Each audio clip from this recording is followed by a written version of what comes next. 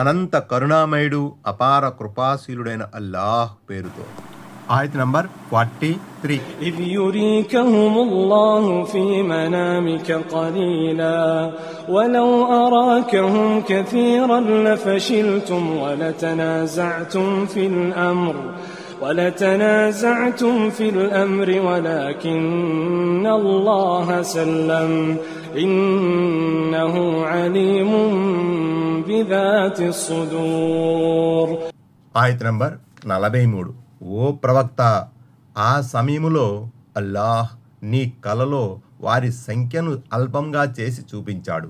వారిని అధిక సంఖ్యలో చూపి ఉంటే మీరు జడుసుకుని ఈ వ్యవహారంలో మీరు పరస్పరం గొడవపడి ఉండేవారు. అయితే అల్లాహ్ మిమ్మల్ని కాపాడాడు.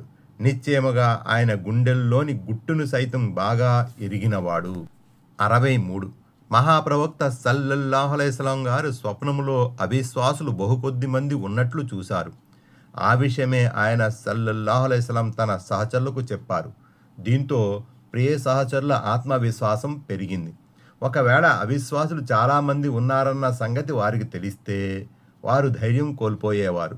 యుద్ధం చేయాలా వద్దా అని వారు తటపటాయించేవారు. ఈ రెండు విపత్తుల నుంచి కూడా అల్లాహ్ వారిని కాపాడాడు. ఆయత్ నంబర్ 44. وإذ يريكموهم إذ التقيتم في أعينكم قليلا ويقللكم في أعينهم ليقضي الله أمرا كان مفعولا وإلى الله ترجع الأمور.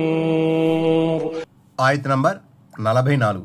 నిర్ణయించబడిన కార్యాన్ని పూర్తి చేసేందుకు మీరు పరస్పరం మార్కొన్న సమయంలో అల్లాహ్ మీ కళ్ళకు వారు శత్రువులు కొద్ది మందిగా కనిపించేలా చేశాడు. అదే సమయంలో వారి కళ్ళకు కూడా మిమ్మల్ని కొద్దిగానే చూపించాడు. సమస్త వ్యవహారాలు అల్లాహ్ వైపుకే మళ్లించబడతాయి.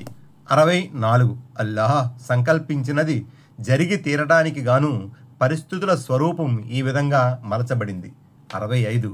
ముస్లింలు కూడా ముష్రికులకు చాలా కొద్ది మందిగా కనిపించేలా చేయడంలోని మర్మం ఏమిటంటే, ఒకవేళ ముస్లింలు భారీ సైన్యంగా వారి కంటికి కానవచ్చి ఉంటే బహుశా వారు యుద్ధం చేయకుండా తోక ముడిచేవారేమో. యుద్ధానికి ముందు ముస్లింలు వారి కంటికి గుప్పెడి మనుషులుగానే కానవచ్చారు. తీరా యుద్ధం మొదలయ్యాక పరిస్థితి మారిపోయింది. ముస్లింలు తమకన్నా రెట్టింపు ఉన్నట్లు అవిశ్వాసులకు అనిపించింది. ఆలీ ఇమ్రాన్ సూరాలో 13వ ఆయత్ ద్వారా ఈ విషయం రూఢీ అయింది. ముస్లింల పట్ల అవిశ్వాసుల గుండెల్లో దడ పెంచడానికై దైవికంగా ఇలా జరిగింది. అంటే తొలుత అవిశ్వాసుల్లో సమరోత్సాహాన్ని నూరుపోసి తీరా కథన రంగంలో కాలు దువ్విన పిమ్మట వారి ఉత్సాహాన్ని నీరు కార్చాలి. ఇది ఈ సందర్భంగా అల్లాహ్ తరపున అవలంబించబడిన రణనీతి. ఆయత్ నంబర్ 45. يا أيها الذين آمنوا إذا لقيتم فئة فاثبتوا واذكروا الله كثيرا لعلكم تفلحون. ఆయత్ నంబర్ 45. ఓ విశ్వాసులారా, మీరు ఏ ప్రత్యర్థి సైన్యాన్ని అయినా ఎదుర్కోవలసి వచ్చినప్పుడు నిలకడ చూపండి. అత్యధికంగా అల్లాహ్ను స్మరించండి. తద్వారా మీకు విజయం ప్రాప్తించవచ్చు.